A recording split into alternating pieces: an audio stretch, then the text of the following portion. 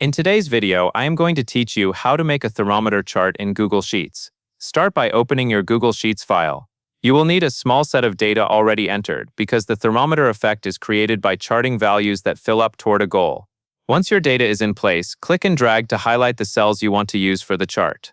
Make sure you select the values that represent the filled amount and the remaining amount, since those two parts work together to create the thermometer look.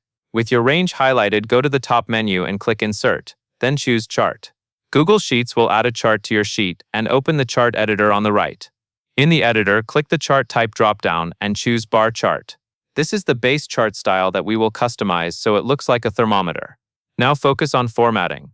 In the chart editor, click Customize. Open Chart Style and take a moment to adjust the overall look so the chart is clean and simple. Next, open Chart and Axis Titles. This is where you can control what text appears on the chart. Click into the title area that is highlighted and edit it as needed, keeping it short and clear. Next, go to Series. This is where you will shape the two bars so one becomes the visible fill and the other blends into the background. Start with the drop-down that says Apply to All Series, then switch to Bar 1.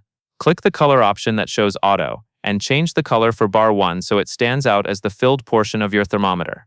Use the highlighted color picker area to select the exact shade you want, then switch from Bar 1 to Bar 2.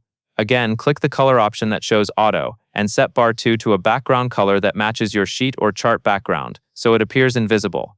This makes the filled bar look like it is rising within a single thermometer. To remove distractions, open Legend. Click the position drop-down that is set to Auto, and change it to None, so the legend disappears. Finally, click back to Setup, then return to Customize. Go into Chart Style, then Chart and Axis Titles, and open Horizontal Axis. In the highlighted text fields, type the label formatting you want, such as a clean scale or a simple axis label, and then click back onto the sheet to apply. And that covers everything you need to know.